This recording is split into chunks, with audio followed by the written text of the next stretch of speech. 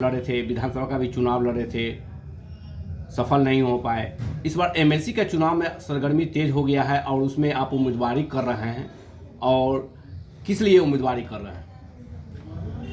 पहले तो मैं आपके चैनल को धन्यवाद देना चाहता हूं। दूसरा, आपने कहा कि आप चुनाव लड़े, लोकसभा का, विधानसभा का, सफल नहीं हुए। ये आपका तर्क मुझे अच्छा नहीं लगा। मैं बिल्कुल सफल हुआ हूं। भले चुनाव नहीं जीता हूं, लेकिन अपनी बात जो देश के लिए, समाज के लिए सोचा हूं, वो अपनी बात को रखने में मैं कामयाब रहा हूं, सफल रहा हूं। हमारी बातों को लोग अब जो है समझने लगे हैं। यही हमारी जीत है। और 16 प्रखंड का ज़िला है मुजफ्फरपुर में भी आप कुछ प्रखंड में दौरा भी किए हैं। क्या रिस्पांस मिल रहा है प्रतिनिधि के बीच से? पंचायत प्रतिनिधियों को पहले मैं प्रणाम करना चाहता हूं, उनका अभिनंदन करना चाहता हूं, और उनका जो रुझान है इस बार, वो वैसे प्रत्याशी को चुनना चाहते हैं जिनसे बतियाने में उनको डर न लगे। वैसे प्रत्याशी को चुनना चाहते हैं जो उनको मान सम्मान दे सके। वैसे प्रत्याशी को चुनना चाहते हैं जो उनके रुके हुए काम को कर सके। वैसे प्रत्याशी को चुनना चाहते हैं जो उनकी बात को सुन सके। तो इसमें उनको पता है कि कौन हमारा इज्जत करेगा, कौन हमारी बातों को सुनेगा, कौन हमारा काम करेगा। ये सबसे बड़ी उपलब्धि है। और मैं जनता के बीच में, जनप्रतिनिधियों के बीच में जा रहा हूँ। लोगों का रिस्पांस परिवर्तन की ओर है, और लोग धन और बाहुबल दोनों को परास्त कर जनबल को मजबूत करेंगे और मुजफ्फरपुर में एक नया इतिहास बनाएंगे। नहीं, अब तो चुनाव ऐसा हो गया है कि धन बल दोनों मतलब कि जो से रहेगा जिसके पाते हैं, और लोग ठगे महसूस कर रहे हैं कि हम तो वो इलेक्शन होता है, वोट कर देते हैं और खड़े नहीं उतरते हैं। तो इस तरह का ये शिकायत आ रही है प्रतिनिधि के तौर पर। इस बार धनबल के ऊपर जनबल का महत्व होगा। लोगों ने सबको देखा है, लोग प्रयास कर रहे हैं, लेकिन जब लोग मन बना चुका होता है तो कोई बल नहीं चलता है। जनता के निकट में सब फेल हो जाता है। इसलिए इस बार जो जीते हुए जनप्रतिनिधि हैं, पंचायत प्रतिनिधि हैं, उन्होंने प्रत्याशी को समझने में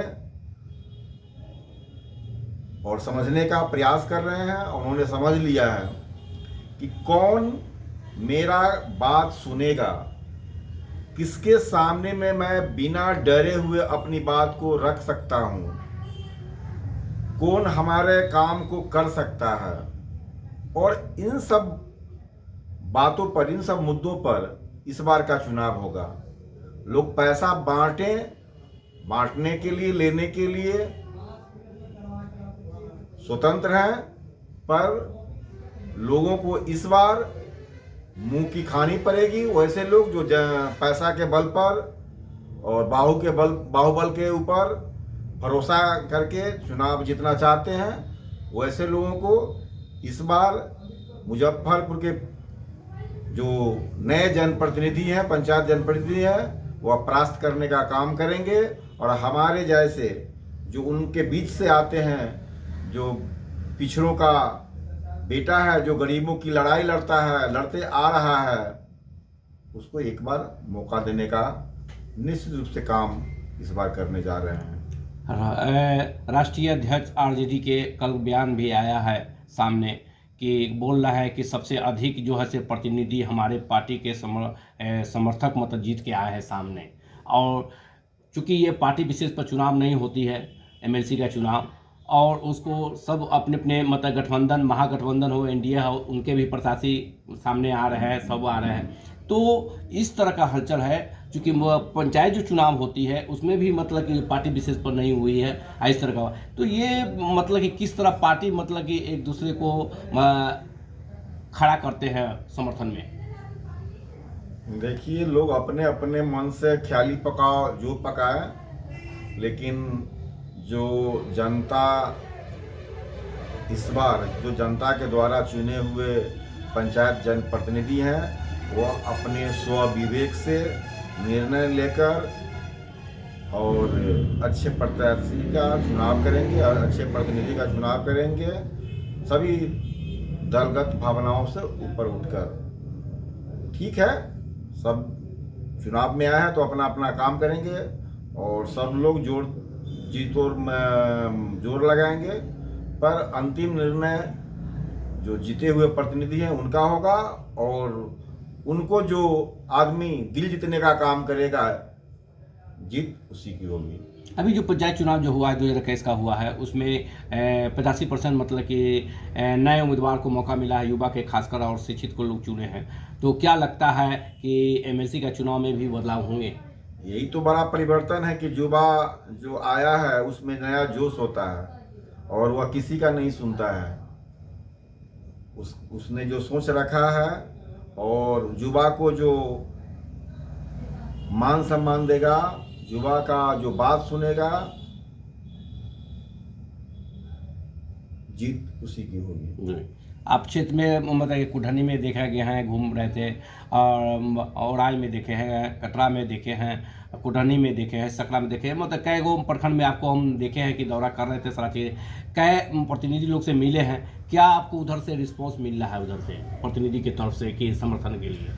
सभी प्रतिनिधि की तरफ से अच्छा रिस्पॉन्स मिल रहा है, सभी परिवर्तन देखना चाहते हैं और उनको बाहुबली और धनबली नहीं, उनके नज़दीक का आदमी चाहिए जो जिनके साथ अगल बगल में बैठकर अपनी बात को कर सकें। वैसे लोगों को, वैसे जनप्रतिनिधि को हमारे पंचायत जनप्रतिनिधि चुनना चाहते हैं ताकि अपनी बात को हम आसानी से रख सकें, कह सकें, अपना काम करवा सकें और जो हमारा मान सम्मान कर सके, वैसे प्रतिनिधि को हमारे जो इस बार के चुनाव में है, जो मुजफ्फरपुर के जो जनप्रतिनिधि हैं वो चुनना चाहते हैं।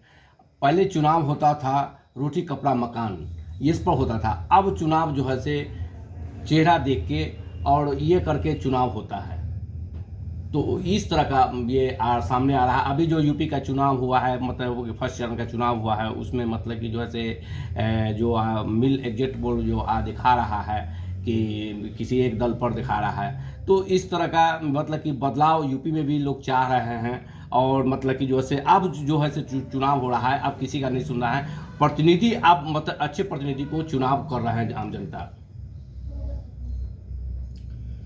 देखिए, ये बहुत बड़ा सवाल है कि आप जो बोल रहे हैं पैसा पैसा, क्योंकि जनता नेताओं के झूठे वादों से इतना त्रस्त हो गया हुआ है, उसका कान पक गया हुआ है कि वह समझता ही नहीं है कि जीत कर जाएगा तो ये मेरा काम करेगा ये या नहीं करेगा। इसलिए जनता भी नोच नाच कुछ करती है, क्योंकि लगता है कि अब तो अभी जो मिलने वाला है यही मिलेगा, बाद में क्या होगा नहीं होगा। तो ये इस तरह का टेंडेंसी को जो अच्छे लोग जब तक नहीं आवेंगे चुनाव जीतकर, तब तक ये खत्म नहीं होगा, क्योंकि जनता भी अपना अधिकार को भूलती जा रही है कि मेरा क्या अधिकार है, हम क्या, हमारे वोट का क्या महत्व है, हम इस वोट से हम क्या कर सकते हैं। क्योंकि कोई देने तो आज तक कोई दिया नहीं जनता को। जनता के वोट से उसने सब कुछ पा लिया, लेकिन उसी वोट से जिससे उसने सब कुछ पा लिया, आज तक उस वोटर को कुछ नहीं मिला और न आगे भी मिलने की उम्मीद है। तो आम जनता से क्या अपील करना चाह रहे हैं, खासकर और मतलब प्रतिनिधि से क्या अपील करना चाह रहे हैं? मैं तो चाहूंगा कि आम जनता से कि विधान परिषद ही नहीं, आप विधानसभा हो, लोकसभा हो, आप वैसे उम्मीदवार को या वैसे नेता को जगह दें जो आपकी बात को सुने, आप जो काम करवाना चाहते हैं वह काम हो, जो आप वो सपना देखते हैं वो आपके सपना को पूरा करे। इतना ही नहीं, जो समाज को जोड़ सके, देश को जोड़ सके, देश का सर्वांगीण विकास करे, सबको एक साथ लेकर चल सके, वैसे लोगों को जगह देना चाहिए। और आपके हाथ में, जनता के हाथ में वोट का इतना बड़ा पावर है, इतना बड़ा अधिकार है कि आप केवल आप एकजुट नहीं हो पाते हैं, जनता एकजुट नहीं हो पाती है। नहीं तो लोकतंत्र में तो जनता इतनी ताकतवर है कि आज इकट्ठा हो जाए तो किसी को भी हटा सकता है। लेकिन हमारे भाई लोग ही, जो आम जनता है, वो अलग अलग भाषाओं में, अलग अलग जातियों में, अलग अलग धर्म में, ऊंच नीच में, गरीब अमीर में बटे हुए हैं, जिसका लाभ गलत नेता उठा रहे हैं और अपनी केवल झोली भरने का, अपने परिवार का भरण पोषण का काम करते हैं। जनता कहाँ जा रही है, उसका बच्चा कहाँ जा रहा है, उससे कोई मतलब नहीं है। जीतने के बाद आपका फर्स्ट प्राथमिकता क्या रहेगी? जीतने का तो मैं तो लड़ाई ही लड़ रहा हूं कि देश की व्यवस्था सबको रोजगार देने में सक्षम है, जो भी काम है वह करने में सक्षम है, जो गरीबी है उसको दूर करने में सक्षम है, जो कर्ज है देश के ऊपर या जनता के ऊपर उसको समाप्त करने में सक्षम है। फिर भी एक चालाकी के तहत देश में के सत्ता पे जो बैठे हुए लोग हैं वह भ्रम फैलाकर और जनता को गुमराह करने का काम करते हैं और उन्हें गरीबी और बेरोजगारी की आग में झोंकने का काम करते हैं। उनके एजेंडा में गरीबी और बेरोजगारी दूर करने का है ये नहीं है, ये केवल बातें करते हैं, वो देना नहीं चाहते हैं, वह गरीबी और बेरोजगारी खत्म करना नहीं चाहते हैं। जिस दिन वैसा नेता कुर्सी पर चला जाएगा उसी दिन गरीबी और बेरोजगारी खत्म हो जाएगी। केवल व्यवस्था परिवर्तन का और वैसे नेताओं को उस जगह पर बैठाने की जरूरत है जो ऐसा वादा करता है, उसे मौका देना चाहिए जनता को, तभी देश में व्यापक सुधार आ सकता है और गरीबी और बेरोजगारी समाप्त करने का या खत्म करने की बात सोच सकते हैं। परिचय बताएं।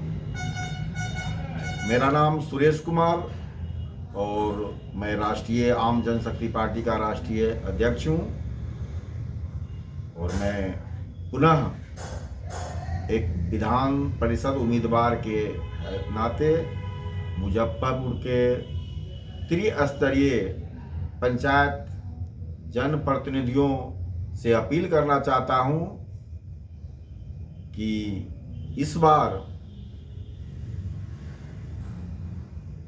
वैसे उम्मीदवार को मौका दो जिसके साथ आप आराम से बैठकर बात कर सकते हैं, बिना डरे हुए बात कर सकते हैं, जो आपके मान सम्मान दे सकता है, जो आपके क्षेत्र के जो काम रुके हुए काम है उसको कर सकता है, जो आपके हक की लड़ाई लड़ सकता है, जो आपके जो जनता है उसके बातों को सुन सकता है, उसे मौका देने का काम करें। और मैं पुनः आप लोगों से विनती करता हूं कि इस सुरेश कुमार को इस बार एमएलसी बनाने का आप काम करें। मेरा घर बकरी चौक दरभंगा रोड में है और मैं आपके सेवा के लिए सदैव तत्पर रहूंगा। जय हिंद, जय भारत।